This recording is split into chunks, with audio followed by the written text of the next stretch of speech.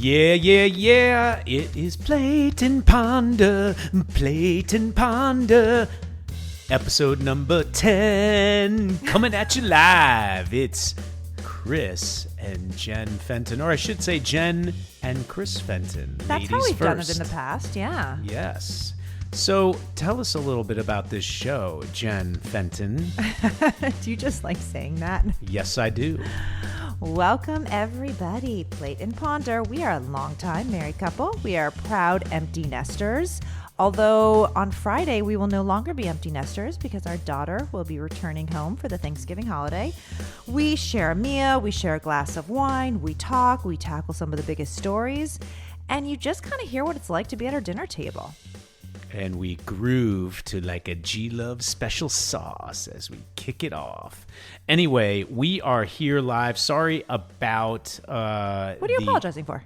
Well, we took like 6 days off because we were just like sitting on the couch watching Netflix. Yeah, right. You traveled. You were in a different state. And seeing as though I have no idea how any of this equipment works, I didn't want to touch it. I didn't want to play with it. I didn't even want to attempt to do it. So... we couldn't do it. We couldn't have another podcast episode. We couldn't. We thought about maybe doing one via Zoom or something, but we were like, you know what? No, I think we stick with the original format. Yeah, it sort of felt like everybody was a little sick of us anyway. We pumped out a bunch, and all I can say is please follow us, review us, if good only. Give us stars, and just download as many episodes as you can, because honestly, we are seeing Europe pick up quick against our U.S. listeners. So it's a race. Yes, we got to keep the USA ahead.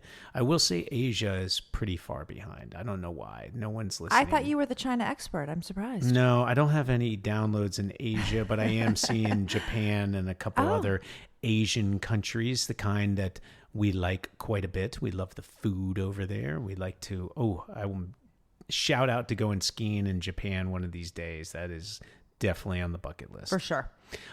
So what have we been doing? Well, first of all, what are we going to talk about today so that people can get prepared for that subject?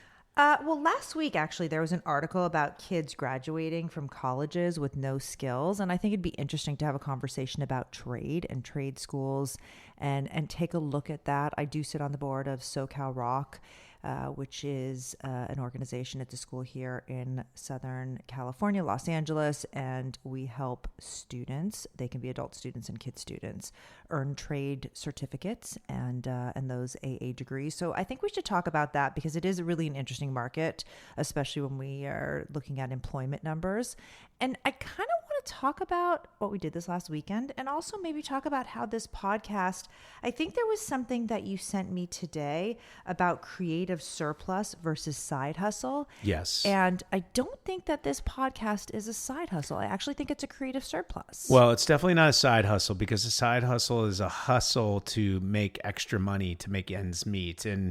But by the way, if somebody wants to pay us, I'm not immune to that. Yes, but we're not doing this for money, No. nor are we receiving any money. No. As at least not as of now by episode 10. I will tell you it is growing nicely, and it's sort of interesting to see how that morphs into something maybe that can pay for a parking ticket here and there or whatever. But wait, why are you looking at me when it came to the parking ticket? And because you've gotten them before, and I only find them after they've expired or a boot is on the car. So I've never had my car booted. I've never. I have to think about that. Look, it can run on empty with no gas, but I haven't had the car booted. That's true. Let me get this microphone aimed perfectly.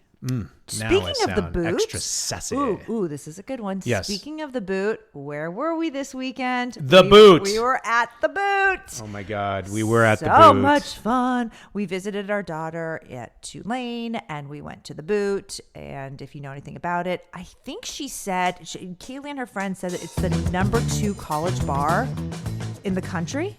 Yeah. And it was cool. Packed. Music it had there. Awesome music. It was not traditional music. It was like our music. Maybe it was Parents' Weekend, so they were sort of catering to the old timers like us. Yeah.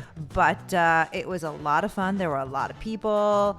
kids were dancing. There was a adults lot were of dancing. old 80s and 90s Yeah, tunes that I we knew liked really it. well that were played into some sort of DJ mix kind of thing where all the kids are singing like Whitney Houston songs, but with like a different beat or whatever. No, it was good. But you know what I should do is maybe make episode 10.25 my 2-minute vlog of our Tulane experience. Oh, you could do that. That could be really interesting. That's a lot of cross promotion for you. It's not really cross promotion; it's cross side hustle, I guess. So, or is it creative surplus? Right, so- that's the conversation. that's exactly what this is here. So Jen and I both have, I guess, a left brain, right brain thing. I've written my fair share of things that some have been published and some have not. And I'm also relatively business minded. So we like to do sort of a mix between both, a potent mix of creative left brain, right brain business mix, which brings us into why we do this podcast. Well, we do it because we're empty nesters and we kind of wanted to figure out what to do with our time. We don't play pickleball. I don't know how to play mahjong.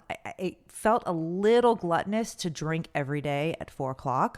I'm not saying it's a bad thing, but it felt a little gluttonous. I feel every like day. in New Orleans we did that. Oh, I think we were drinking at 10:00 every day. Well, by the way, and I know I brought this up, but I haven't been in New Orleans as long as that, other than when we were shooting movies down there.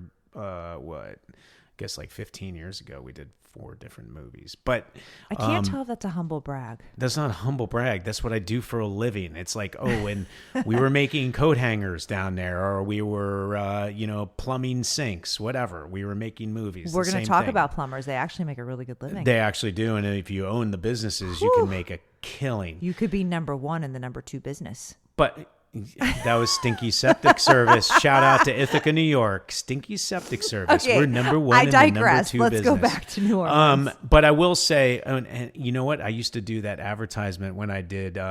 You're listening to 93.5 and East Hill 105.5, Ithaca's only home of rock and roll, WVBR FM. I can't believe you still have that Brought to you memorized. by Stinky's Septic Service. They are number 1 in the number 2 business. That is a genius tagline. It sort of but is. let's go back to New Orleans. Yes. So back to NOLA. I was down there for a conference. I got to do a couple different things for them. It was fantastic. Like I said, if anybody's out there and hires speakers, let me tell you, I love nothing more than that. If I could just speak all day long, as my friends know, I would probably do it. Yes, constant comment.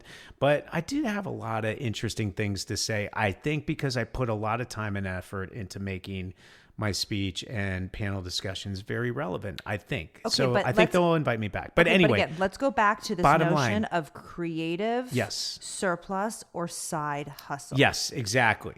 This is not a side hustle. We're not No. hustling for money.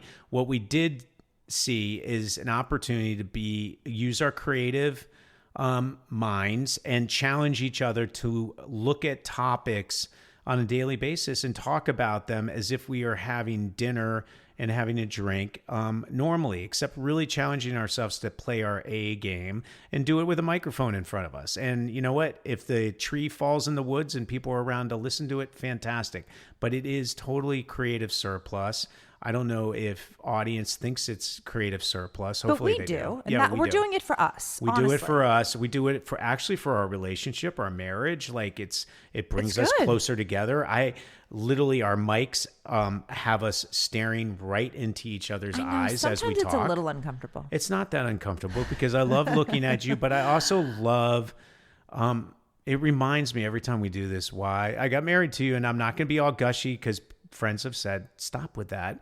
I'm just going to say it reminds me of how I was like, oh my God, she's gorgeous and she's really smart. Well, And thank that's you. why I love talking to her. thank So anyway, there you go. Should I give an explanation of the side hustle versus the creative surplus? Yeah, because please. it was a great article. So for starters, a side hustle is a reaction where creative surplus is a release.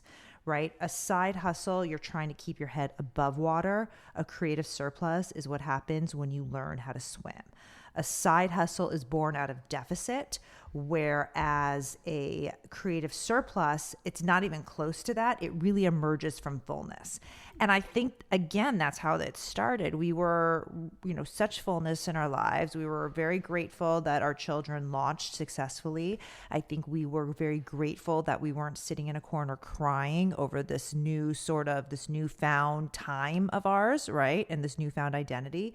And that's what this podcast sort of emerged from. It was just extra ideas that are filling our time, and we're having a good time with it. That's 100% the case. And we do have to give a shout out to Erik Lokkesmoe, who has a newsletter called Some Assembly Required.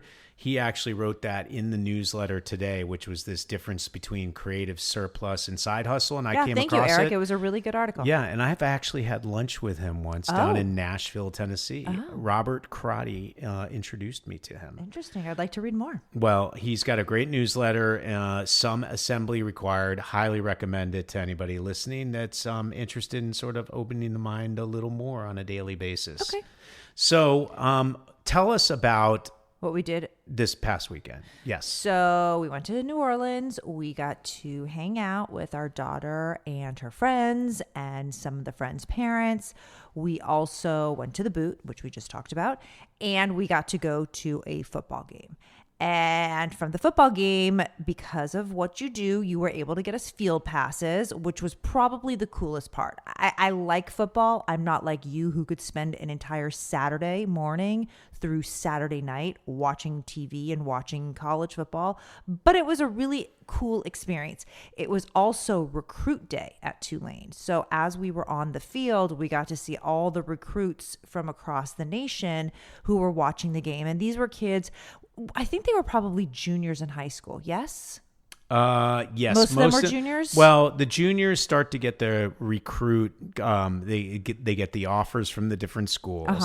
And then by senior year, they're starting to really commit. So I'm sure there were some juniors and seniors there. Okay. That I looked at the name badges and I just saw mainly the class of 2027. So that would be those juniors. Yeah. I did do something on the field. Oh, what did you do? Can I talk about it? I mean, I didn't like puke my guts out or anything like that. But sometimes when I'm standing and I'm watching in any situation, if I don't know somebody, I kind of make up stories in my head about people. I have no idea if they're fact or fiction, but in my head, I have these colorful stories.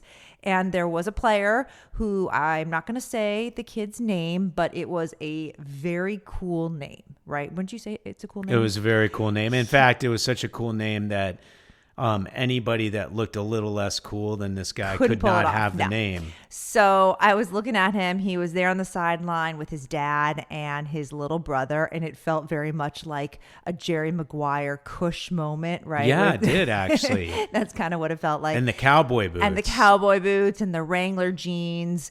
And in my head, this kid is Tim Riggins from Friday Night Lights. Yes, I could see that. He like embodied that coolness. Yes, he embodied 100%. The football is his life. He's getting out of this town, or maybe not, because he's so devoted to football and so devoted to this town. And I had some stories in my head, and I did not get to talk to this human, but I am very intrigued to see where he ends up. Yeah, and let's hope he ends up at Tulane. That would be awesome. I think we looked at a couple of his things on social media. Yeah. Looked like quite a player. Quite the player. Although I'll give a shout out also to a lineman that I met from Florida that literally was, I think, twice as big as I am.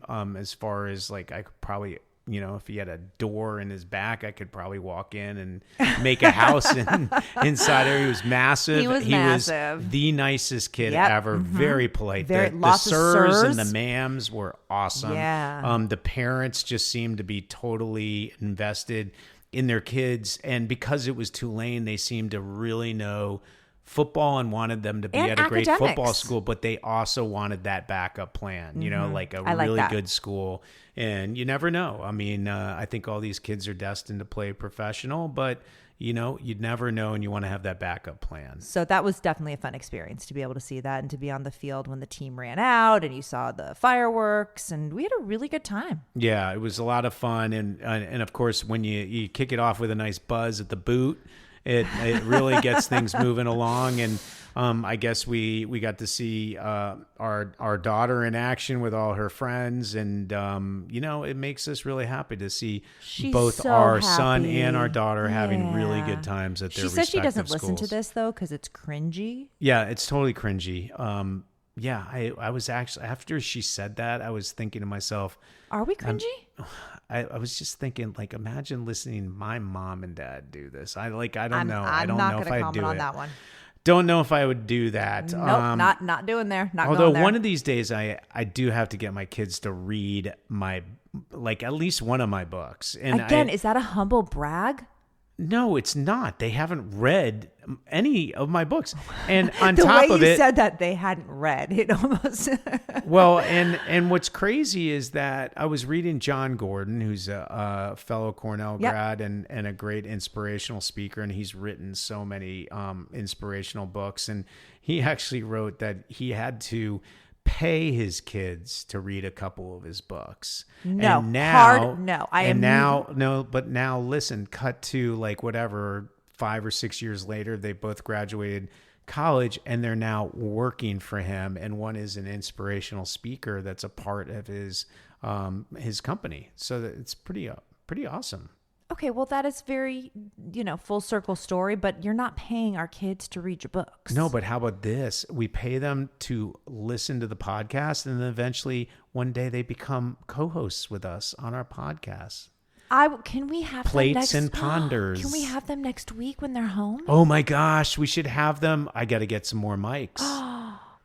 I don't think she'll do it. You don't think? I think he might. I don't think she will. I would have to get a system that can take a very low voice.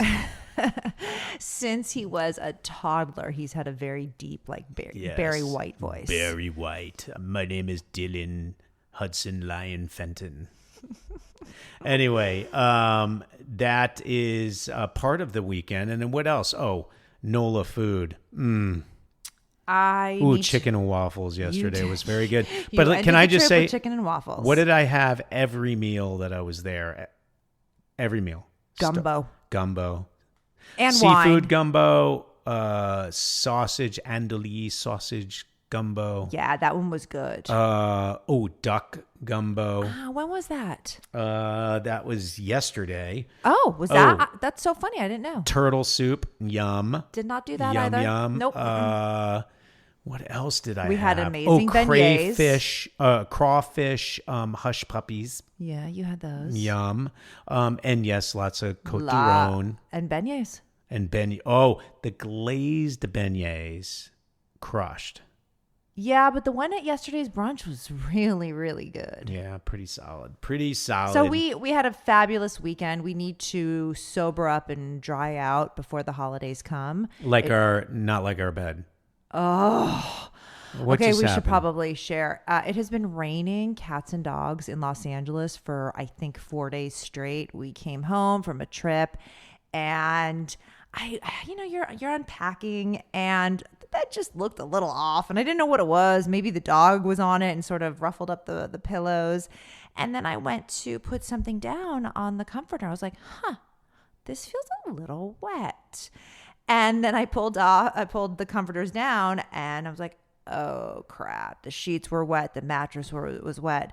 We have a leak in our ceiling. Yeah, and it's on my side of the bed, not yours. Yes, it is. Yes, it is. So as I was laying down to go to bed last night, I was There's like, no, so I'm many- telling you, it's wet. Like I feel cold and wet and it's not just because the house is chilly. No. And then finally you realize that in fact I was right, which kind of feels like the story of our relationship for 26 years, that I say something, you contest it, and then you finally come around. And I ended up sleeping in our daughter's room because I did not want to sleep on a wet mattress. On the wet spot. Yes. You avoided that. Oh my gosh. And it's raining and it's still wet. And I think Kaylee and I are going to be having slumber parties for the entire week that she's home. Yes, but on the plus side. My daughter's coming home on Friday. Yes. And then on the pluser side. Yeah. Fire season's over. Is it officially over? Well, I think because literally 10 inches of rain fell on every area of California that would get fires. I think it's pretty much out. Now, we were out of town, so we weren't watching local news. Were there any sort of mudslides or any issues in the areas affected by the recent fires? I haven't seen anything. So thank goodness, right? I haven't seen anything other than the mudslide that I No, but that's what I'm asking about, the serve mudslide. at the Olive Garden way back when people didn't get the tiramisu. Okay, that was a really bad joke. Oh, it wasn't intended to be a joke. That's sort of good. I can just rip something out like that, and it's wow, funny. that fell flat. Okay, well, all right. I can't even find the rim shot part here. All right, should we talk about something?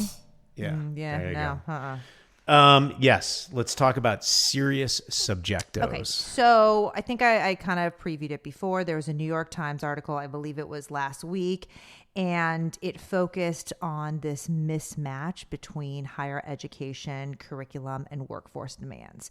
And what you're really seeing is that kids are graduating from college and they're lacking these skills that are needed in the 21st century workforce. So soft skills can be anything from your communication to your teamwork and collaboration, even your critical thinking and your practical application. And kids are going to college and they're actually not getting that. After I graduated from college, I worked at William Morris with you, and I worked on a desk as an agent's assistant. And I think I learned the most important skills ever during that year on a desk, between managing time, between communication, between writing, between budgeting. Like, these are skills that are absolutely invaluable in the workforce. Yeah, they are, and it's so we talked about this on other episodes, I believe, but just even thinking back on the high school education part of my existence, even I actually, and that was stupid of me, but I remember every freshman in our high school took typing, right? Like typing was a course that you had to take. Did you take typing? I did that in elementary school. But they don't have typing. Grade. Do they have typing at school now? Nope. And doesn't every kid use a computer and everything? What do they look down when they're typing? I think a lot of them do not have the same sort of skills. And you remember how you would put your hands on the letters? And if I look at my computer now, I could probably do it. You have your left hand on A, S, D, F, right? Your middle finger is on that space bar. Yeah. And then on your right hand, it's J, K, L, the semicolon, right? Let me ask you this. Could you, if somebody said, okay, right, you can't look at a computer, just go right where all the letters are on the computer. Could you do that? No, I actually don't think I could. Isn't that so weird? Because it's ingrained in my head. Yeah, why is that? And I'm a very fast typer, as well as I've got really high efficiency. So I can do both the quickness and the efficiency, but I have no idea. I think I could tell you where the R was, where the S was,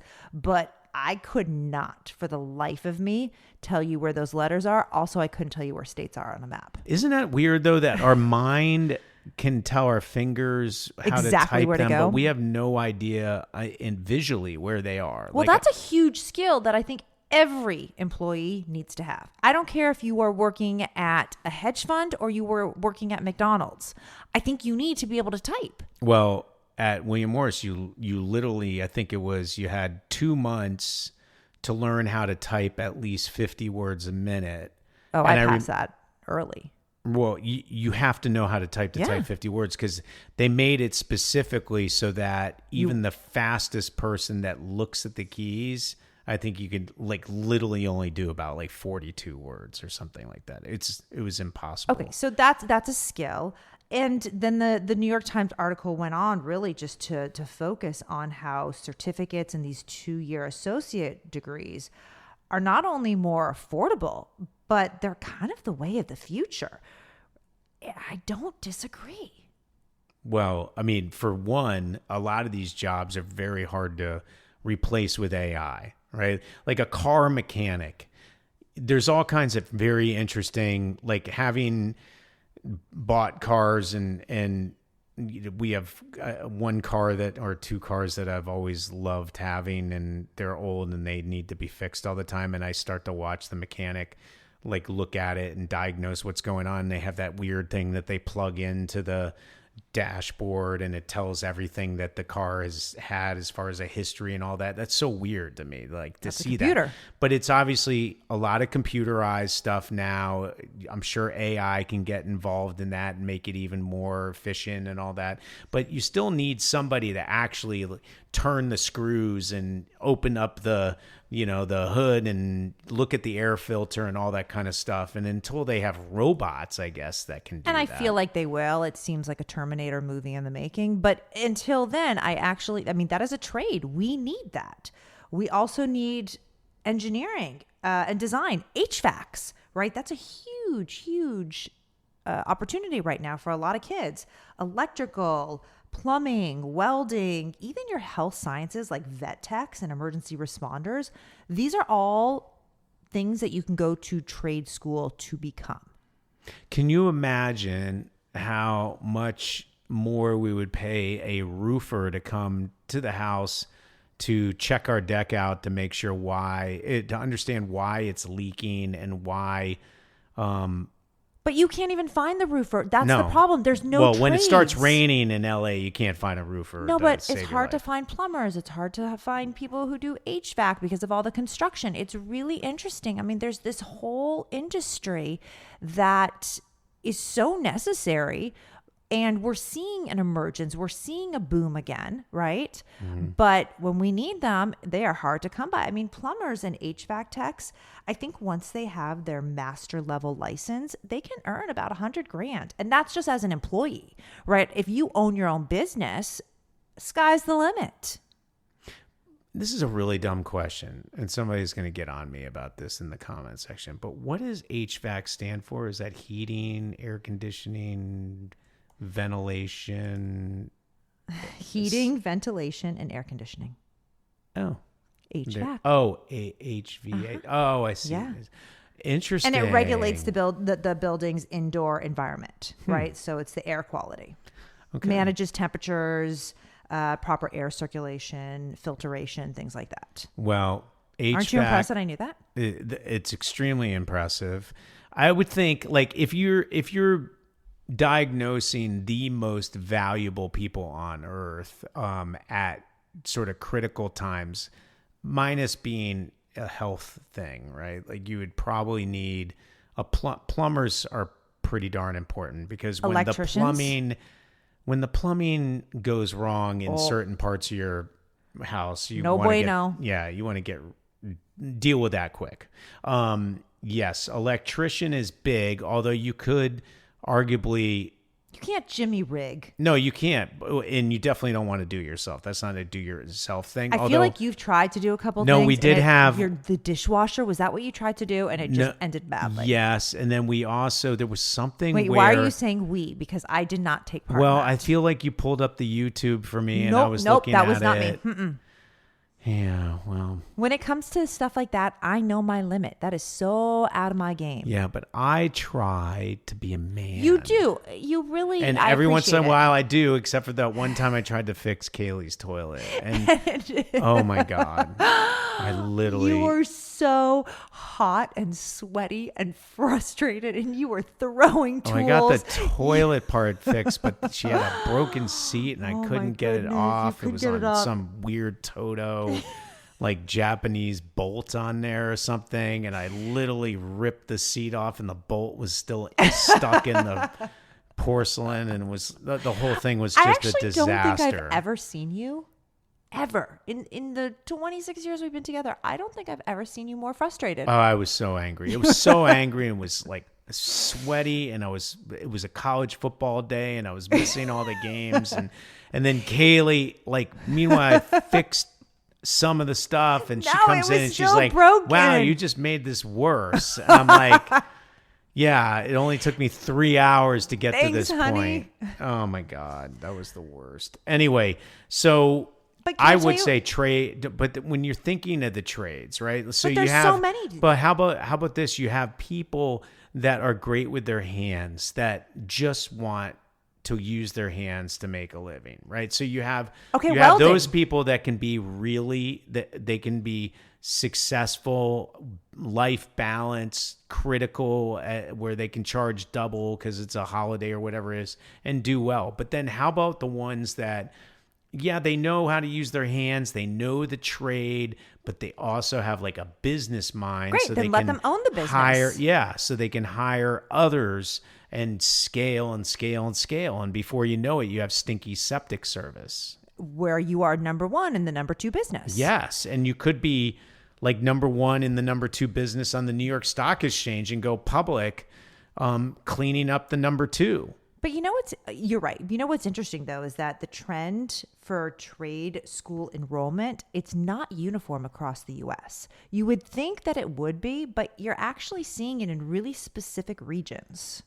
Does trade consider agriculture and farming and stuff too? That Ranching, is things like trade. that? So that is 100% trade, but that's agriculture. This is different.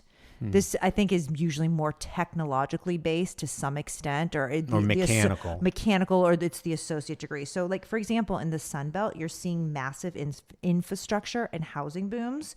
So renewable energy is a big thing, and your kids and adults are going to trade school to learn that. In the Midwest, ironically, you have a lot of your older workers that are kind of aging out of these skilled trade positions. So it's creating a huge vacancy and a lot of opportunity for some young people to get into various trades in that area. And then in the Southeast, places like Arizona, Utah, Nevada, again, huge, huge, huge in your residential and commercial construction and your development. So anything that goes along with that, whether it's your HVAC, whether it's your plumbing, whether it's your electrical, or even your solar. Solar's still really big. I do find as a man, it might be a male thing, but accomplishing something with your hands, like just moving into this, sort of, it's almost like hunting and gathering, that difference. But like this idea of like using your hands to fix something and start it, maybe you take it apart, put it back together, and then it's completed and it works. And then your mate shows up and is giddy because you actually accomplished the project. Like there's something extremely fulfilling about that as a guy. I feel like it's you telling me I need to compliment you more when you do things around the house. No, I think there's just something that goes back to cavemen about it. Well, like, no, it is. Hey, if the cave, we moved into the cave and you went out to go gather some berries or something, and I decided to I don't know, build IKEA furniture like you did build in a our little daughter's IKEA dorm. furniture and maybe sweep the the extra dust out of the cave or something, and maybe hang up a nice little like beaver fur up on the mantle above the little Wow, there's a tinder mantle. fire. There's a mantle in the cave. I think so. And then maybe and then I etch some designs and symbols up on the Is that like the wall, calendar? Is that the to-do list? Well, no, it's just me trying to formulate words for the first time. And then you come in and you're like, Chris, look what you accomplished. And is that a letter of, what is that? I'll be like, that is the beginning of an alphabet. That is your shiny spoon moment, and we should probably explain what that is. So we went to the we went to the comedy club in Redondo Beach, and Jay Leno was there, and he had this whole riff going on that when he does something, it is his shiny spoon, and he literally calls it that to his wife. So now when Chris empties the dishwasher, he yells down like, "For shining spoon moment," or if he takes out the trash, "Shiny spoon moment." It has literally become his coined statement when he does something around the house. I look for the cheers, the applause. But Oh my God, that's so funny. Can I tell you a great story about Oh, trade? you know what? Wait. Really quick. I had a brain fart. I just forgot what I was going to say. Remember just a minute ago, I go, whoa, wait, maybe we already talked about the shiny spoon on a past episode. And Did then we? I realized, wait, we've done 10 episodes. So maybe episode number 11 is a best of episode where we take excerpts from the earlier 10 episodes. I think we should have a guest for the next episode. Really? I do. Well, I do remember there was a guy, Dave Mandel, a showrunner. He was a showrunner for Seinfeld for years, and then he created some show. I forgot the name of it. But they did they did episode 1 and was like the pilot episode or whatever. And then episode 2 was best of. Was the best of series. And they did it was really funny. Anyway. I can see South Park doing that. Yeah. All right. So what, do we have any other really important? Wait, I just want to share this story. Oh. So I just came from a board meeting at SoCal Rock, and we tend to have student presentations. And a girl who is a junior at a local high school, excuse me, she wants to be a vet tech. And not only is she taking 6 courses at her high school, she is also completing several courses at SoCal Rock in this vet tech program. And she was saying that she got into it because she loves animals so much that she really just wants to do good. So not only is she learning, but she's accomplishing something, much like you fixing with your hands and getting the applaud.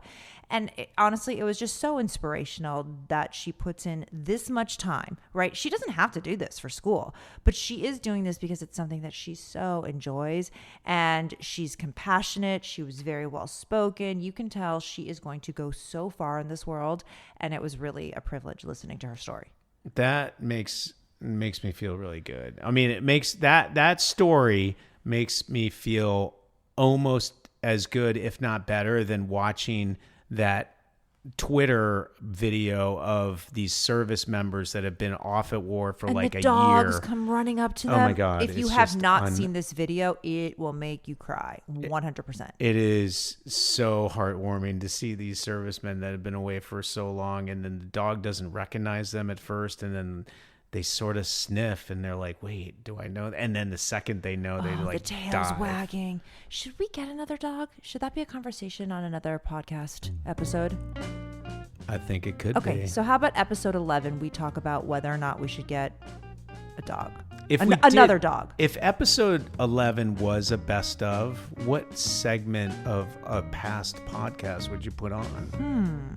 Would you put on me singing Mandarin Chinese? I think you would put that on the list. Or would you...